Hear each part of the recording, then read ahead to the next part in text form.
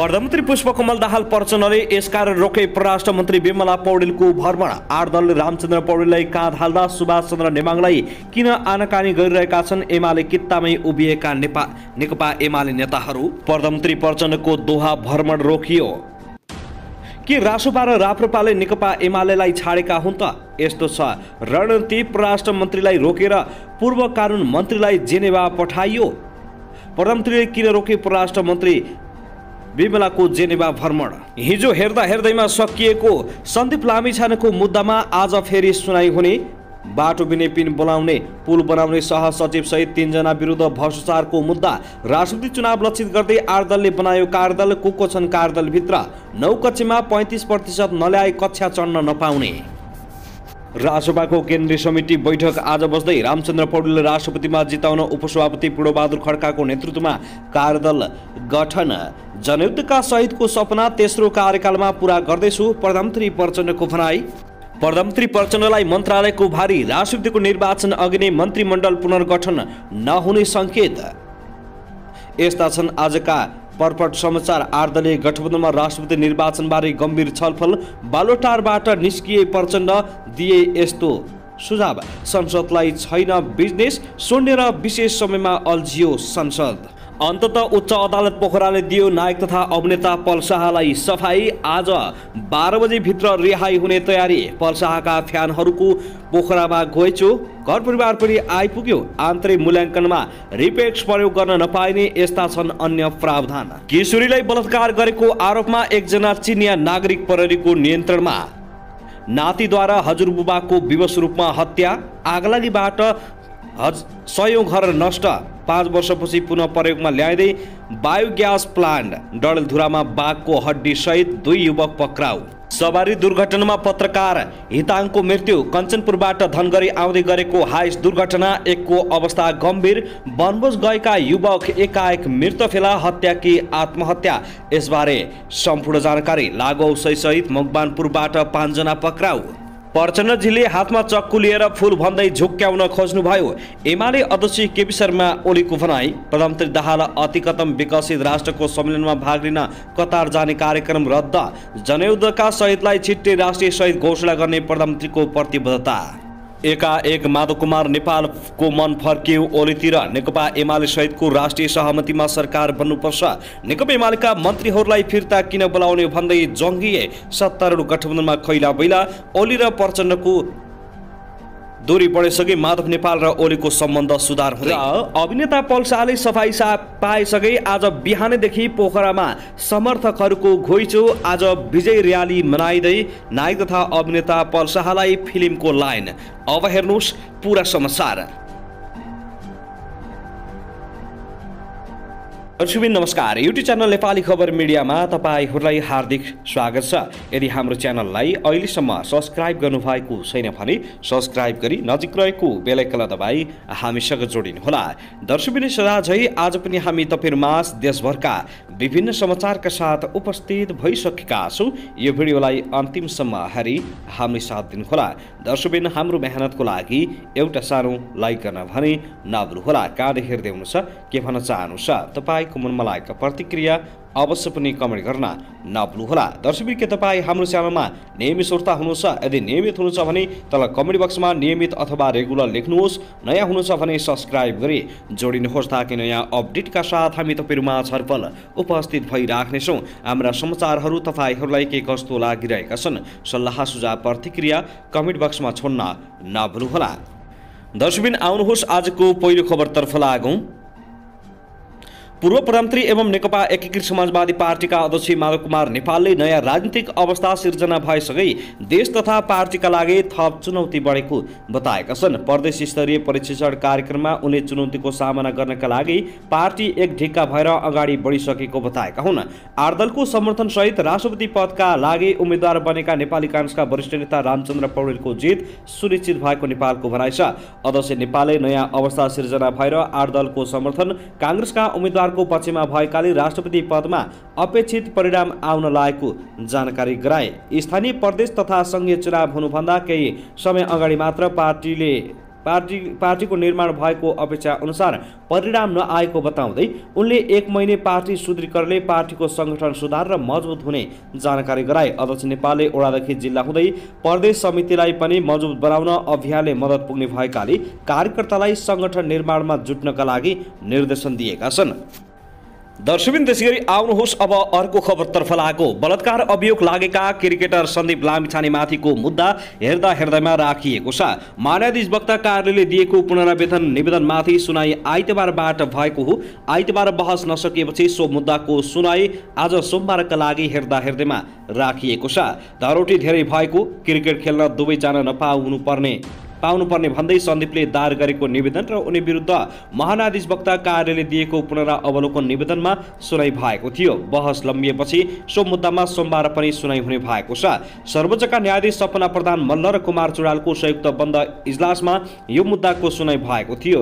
पीडितको पक्षबाट 2 जना सरकारी वकिल तथा कानुन व्यवसायीले बहस गरेका थिए। महान्यायाधीश वक्ता कार्यालयका सहमहान्यायाधीश वक्ताद्वय सञ्जीव रेग्मी र सोमकान्त भण्डारीले बहस गरेका थिए। उच्च अदालतको धरोटीमा छाड्ने आदेश त्रुटिपूर्ण भएकाले पूर्व पक्षका लागि थुनामा राख्नुपर्ने उनीहरूको माग रहेको छ। उनीहरूले कसको के योगदान छ भन्दा पनि अपराध के हो भनेर हेर्नुपर्ने समेत बताएका छन्। सन्दीप लामिछानेमै थुनामै राखेर मुद्दा चलाउनुपर्ने सरकारी वकिलले तर्क गरेका छन्। दर्शकबिन त्यसैगरी आउनुहोस् अब अर्को खबरतर्फ लागौं। प्रधानमन्त्री पुष्पकमल दाहाल प्रचण्ड गठबन्धन फेरेर नेपाली कांग्रेसतिर गइसकेका छन्। पूर्व सभामुख सुभाष चन्द्र नेमाङलाई राष्ट्रपतिको उम्मेद्वार बनाएको नेकपा एमाले भने अझै आश मारेको छैन। सरकार गठन हुँदा प्रधानमन्त्री हुने र नेकपा एमाले सभामुख र राष्ट्रपति लिने 10 पुसको सहमतिमा आफूहरू अझै प्रतिबद्ध रहेको बताउँछन् एमाले महासचिव शङ्कर पोखरेल। प्रचण्डलाई प्रधानमन्त्री बनाउने नेकपा एमालेको निर्णय गलत नभएको तर उनी अहिले स्वार्थ र 12 दबावमा परेको पोखरेलले बताएका छन्। राष्ट्रपति निर्वाचनमा मतदान हुने दिन 25 फागुनसम्म प्रचण्डलाई कोर्स करेक्सन गर्ने समय रहेको भन्दै उनले नेकपा एमाले महासचिव पोखरेलले भने उहाँले समयमै रियलाइजेस गर्नुहुन्छ र कोर्स करेक्सन गर्नुहुन्छ। 10 पुसमा फर्किनु भएन भने भयङ्कर भूल यो भन्ने पश्चाताप गर्ने दिन पक्कै पनि आउनेछ। नयाँ गठबन्धनमा लागेर प्रचण्डले सभामुख हटाउन खोजे अस्थिरताको चक्र सुरु हुने र सबभन्दा पहिला प्रचण्ड प्रधानमन्त्रीबाट हट्ने समेत उनले बताएका छन्। एमाले महासचिव शङ्कर पोखरेलले प्रचण्डप्रति आक्रोश पोख्दै अस्थिरताको कारण भएकै प्रचण्डका कारण देश बर्बाद भएको र विकास हुन नसकेको बताएका छन्। दर्शक महानुभाव त्यसैगरी आउनुहोस् अब अर्को खबरतर्फ लागौ। राष्ट्रपति र उपराष्ट्रपति चुनावका लागि साझा उम्मेद्वारमा सहमति गरेको 8 दलीय गठबन्धनले राष्ट्रपतिको निर्वाचनलाई लिएर कार्यदल गठन गरेको छ। हिजो आइतबार साझा प्रधानमन्त्री निवास बालुवाटारमा बसेको 8 दलको बैठकले कांग्रेस उपसभापति पूर्णबहादुर खड्काको नेतृत्वमा कार्यदल गठन गरेको हो। उक्त कार्यदलमा माओवादी केन्द्रका तर्फबाट महासचिव देव गुरुङ, एकीकृत समाजवादीबाट महासचिव बेदुराम भुसाल, जनता समाजवादी पार्टीबाट राजेन्द्र श्रेष्ठ र जनमत पार्टीबाट अब्दुल खान रहेका छन्। त्यस्तै लोकतान्त्रिक समाजवादी पार्टीबाट शरद सिंह भण्डारी, नागरिक उन्मुक्ति पार्टीबाट रञ्जिता श्रेष्ठ र राष्ट्रिय जनमोर्चाबाट चित्रबहादुर केसी रहेका छन्। बैठकमा सहभागी एक नेताका अनुसार राष्ट्रपति निर्वाचनका लागि कार्यदलमा रहेका सदस्यहरूले आफ्नो पार्टीको जिम्मेवारी लिनुपर्ने निर्णय समेत गरिएको छ। यही फागुन 25 गते राष्ट्रपतिको निर्वाचन हुँदैछ, जसमा 8 दलीय गठबन्धनले कांग्रेसका रामचन्द्र पौडेललाई साझा उम्मेद्वार बनाएको छ भने नेकपा एमालेका तर्फबाट सुभाष चन्द्र नेमाङ प्रतिस्पर्धामा उत्रिएका छन्। दर्शकबिन त्यसैगरी आउनुहोस् अब अर्को खबरतर्फ लागौ। बालयौन दुराचारको मुद्दामा अभिनेता पूर्णविक्रम पल शाहलाई उच्च अदालत पोखराले हिजो सफाई दिएको छ। उच्च अदालतका न्यायाधीश दिल्लीराज आचार्य र श्रीधर राजकुमारी पुडासैनीको संयुक्त इजलासले नायक अभिनेता पल शाहलाई सफाई दिएको हो।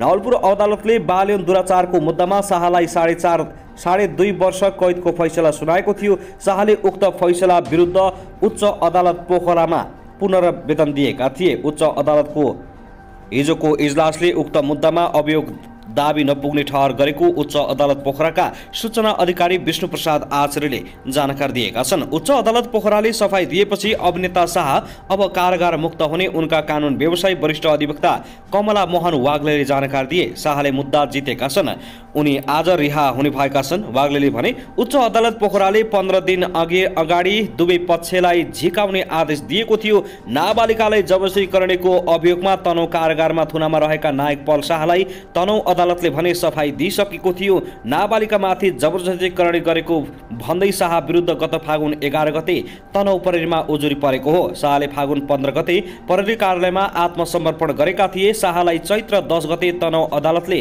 पूर्वपक्षका लागि थुनामा पठाउने आदेश दिएको थियो। दर्शकबिन त्यसै गरी आउनुहोस् अब अर्को खबरतर्फ लागौँ। नेकपा एमालेका अध्यक्ष केपी शर्मा ओलीले टुप्पाको पात झर्यो भनेर चिन्ता गर्न नहुने बताएका छन्। कुनै पात भुइँमा झर्यो भने त्यो मल हुने भएकाले चिन्ता गर्न नहुने उनको तर्क छ। राजनीतिक आन्दोलनमा घाइते भएकालाई सम्मान गर्न आयोजित कार्यक्रममा सम्बोधन गर्दै ओलीले भने टुप्पाको पात झर्यो भनेर चिन्ता नगरौँ, झरेपछि त्यो मल नै हुन्छ। ओलीले सत्ता साझेदार नेकपा माओवादी केन्द्रले पुस 10 गतेको समझदारी लत्याएको तर्फ इसारा गर्दै भने को झर्यो म भन्दिनँ, तर तपाईहरूले देख्नु भएकै छ कसरी बिस्तारै हल्लिँदै झर्यो। मैले नयाँ टेक्नोलोजी लगाएर पुस 10 मा जोड्न खोजेँ तर काम भएन। अहिले कसैले चिन्ता लिन नहुने बताउँदै उनले शोकलाई शक्तिमा बदलेर अगाडि बढ्नुपर्नेमा जोड दिने बताएका छन्। साथै एमाले अध्यक्ष केपी शर्मा ओलीले प्रधानमन्त्री तथा पुष्पकमल दाहाल प्रचण्डले आफूलाई चक्कु देखाएर फुल हो भनेको बताएका छन्। शहीद घाइते तथा बेपत्ता परिवारको सम्मान कार्यक्रममा हिजो आइतबार बोल्दै अध्यक्ष ओलीले उक्त अनुभव सार्वजनिक गरेका हुन्। राष्ट्रिय पक्षको उम्मेद्वारका विषयमा सत्ता साझेदार गरेका एमाले माओवादी केन्द्रबीच असमझदारी बढेर उक्त गठबन्धन विघटनको सङ्घारमा पुगेपछि ओलीको यस्तो टिप्पणी आएको हो। पुष्पकमल दाहालले अस्तिका शुक्रबार दिनसम्म मलाई छक्क्याइरहनु भएको थियो। उहाँले हातमा चक्कु लिएर बस्नु भएको थियो। मलाई भन्नुभयो फुल लिएर बसेको छु। मैले फुल लिएर बसेको छु, चक्कु जस्तो देख्नुभयो होला भन्ने भरम हो। ओलीले भने यो चक्कु होइन फुल हो भन्नुभयो। म पनि तपाईँले भन्नुभएपछि फुल नै हो के को चक्कु भन्दै बसेँ। वर्तमान सरकारमा सँगै रहे पनि यी दुई दलले फरक व्यक्तिलाई राष्ट्रपतिमा अगाडि बढाएका छन्। एमाले आफ्नै उपाध्यक्षलाई राष्ट्रपति उम्मेद्वार बनाएको छ भने माओवादी केन्द्रले काङ्ग्रेसको उम्मेद्वारलाई समर्थन गरेको छ। साथै आउनुहोस् अब अर्को खबरतर्फ लागौँ। एकजना किशोरीलाई दुर्व्यवहार गरेको आरोपमा प्रहरीले एकजना चिनिया नागरिकलाई पक्राउ गरेको छ। नेपाल प्रहरीको केन्द्रीय अनुसन्धान ब्युरोको टोलीले उनलाई पक्राउ गरेको हो। कानुनी कारबाहीका लागि ब्युरोले चिनिया याङले मिङलाई ललितपुर प्रहरीमा बुझाएको छ। जिल्ला प्रहरी परिसर ललितपुरका प्रहरी उपरीक्षक प्रवीण पोखरेलले उनीमाथि कानुनी कारबाही प्रक्रिया सुरु भएको जानकारी दिए भने प्रहरीले ती किशोरीको उद्धार गरेको छ। साथै आउनुहोस् अब अर्को खबरतर्फ लागौँ। प्रधानमन्त्री पुष्पकमल दाहाल प्रचण्डले राष्ट्रपतिका लागि 8 दल बीच भएको सहमति नै राष्ट्रिय सहमति भएको जिकिर गरेका छन्।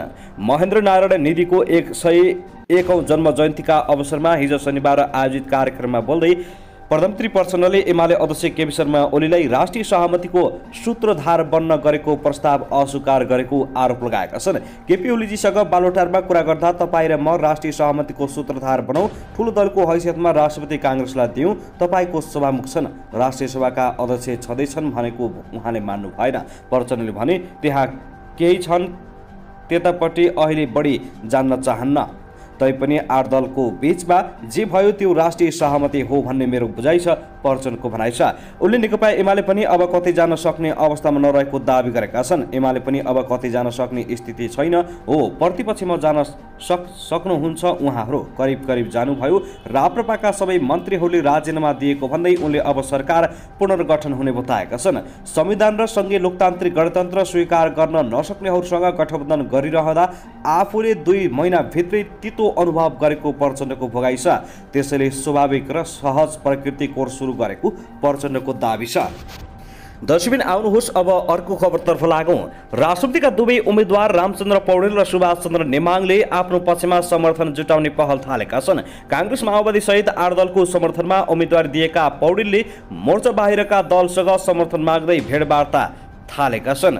उनले हिजो राष्ट्रिय स्वतन्त्र पार्टीका अध्यक्ष रवि लामीसँग भेट गरेका तर राष्ट्रिय स्वतन्त्र पार्टीले कसलाई समर्थन गर्ने भन्ने निर्णय गरिसकेको छैन। त्यस्तै यता भने नेकपा एमाले राष्ट्रपतिको चुनावमा आफ्ना उम्मेद्वार सुभाष चन्द्र नेमाङलाई सहयोग गर्न नेपाली काङ्ग्रेस बाहेक संसदमा सहभागी रहेका सबै राजनीतिक दललाई औपचारिक पत्र पठाएको छ। एमाले केन्द्रीय कार्यालयका सचिव डा भीष्म अधिकारीले काङ्ग्रेस बाहेक संसदमा रहेका सबै राजनीतिक दलसहित स्वतन्त्र सांसदलाई समेत पत्र पठाएको जानकारी दिएका छन्। उनका अनुसार राजनीतिक दल र स्वतन्त्र सहित 17 पत्र पठाइएको छ। अध्यक्ष केपी शर्मा ओलीले नेकपा माओवादी केन्द्र, नेकपा एकीकृत समाजवादी, जनता समाजवादी पार्टी, जसपा, राष्ट्रिय स्वतन्त्र पार्टी, राष्ट्रिय प्रजातन्त्र पार्टी, जनमत पार्टी, नागरिक उन्मुक्ति पार्टी लगायत पार्टीका अध्यक्षसहित स्वतन्त्र सांसदलाई सम्बोधन गर्दै राष्ट्रपतिको चुनावमा नेमाङलाई सहयोग गर्न पत्र लेखेका हुन्। राष्ट्रपतिको लागि आउँदो 25 गते मतदान हुँदैछ। कांग्रेस सहित 8 दलका तर्फबाट उम्मेद्वार बनेका पौडेललाई सरकारको नेतृत्वकर्ता दल नेकपा माओवादी केन्द्रसँगै एकीकृत समाजवादी, जनता समाजवादी, लोकतान्त्रिक समाजवादी पार्टी, जनमत पार्टी, नागरिक उन्मुक्ति पार्टी र राष्ट्रिय जनमोर्चाको बलियो साथ छ। एमाले उम्मेद्वार सुभाष चन्द्र नेमाङको समर्थनमा अरू कुनै पनि दल अहिलेसम्म खुल्न सकेका छैनन्। नेकपा एमाले नेताहरूले भने पुस 10 गते भएको सहमति अनुसार नै राष्ट्रपति चुनावमा माओवादी सहित दलहरूको साथ पाउने दावी गरिरहेका छन्।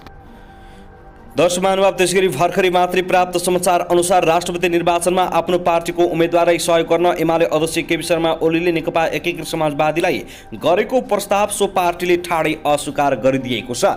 ओलीले एकीकृत समाजवादीका अध्यक्ष माधव कुमार नेपाललाई सम्बोधन गरेर हिजो पत्रचार गरेका थिए, तर सो पार्टीका प्रचार विभाग प्रमुख जगन्नाथ खतिवड़ाले ओलीको प्रस्तावलाई स्वीकार गर्ने स्थिति नरहेको बताएका हुन्। यद्यपि ओलीको प्रस्तावले औपचारिक रूपमा राजनीतिक संवादको ढोका खोलिदिएको उनको भनाइ छ। नेकपा एमालेका अध्यक्ष केपी शर्मा ओलीले नेकपा एकीकृत समाजवादीका अध्यक्ष नेपाललाई सम्बोधन गरेर एमालेका राष्ट्रपतिका उम्मेद्वार सुभाष नेमाङलाई मतदान गर्न अनुरोध पत्र लेख्नु भएको रहेछ। यसको लागि धन्यवाद। उनले भनेका छन्, राष्ट्रपति निर्वाचनको सन्दर्भमा समय निकै अगाडि बढिसकेको हुँदा नेकपा एमालेको अनुरोधलाई स्वीकार गर्ने स्थिति नभए पनि सकारात्मक सोचका साथ राजनीतिक संवादको वातावरण निरन्तर रहिरहेमा एजेन्डा अनुसार सहकार्यको वातावरण निर्माण हुन सक्छ, उनले भनेका छन्। दर्शक, त्यसैगरी आउनुहोस् आजको मौसमको खबरतर्फ जानकारी गराउन चाहे। आज आइतबार दिउँसो देशका 3वटा प्रदेशमा वर्षाको सम्भावना रहेको छ। मौसम पूर्वानुमान महाशाखाका अनुसार प्रदेश 1 बागमती र गण्डकी प्रदेशको पहाडी भूभागका थोरै स्थानहरूमा र बाँकी प्रदेशका पहाडी भूभागमा 1-2 स्थानमा मेघगर्जन चट्यानसहित हल्कादेखि मध्यम वर्षाको सम्भावना रहेको छ। यसैगरी देशका उच्च पहाडी तथा हिमाली भूभागका थोरै स्थानहरूमा हल्का हिमपातको सम्भावना रहेको महाशाखाले जनाएको छ। आइतबार राति प्रदेश 1 र गण्डकी प्रदेशका उच्च पहाडी तथा हिमाली भूभागमा 1-2 स्थानमा हल्का हिमपातको सम्भावना छ।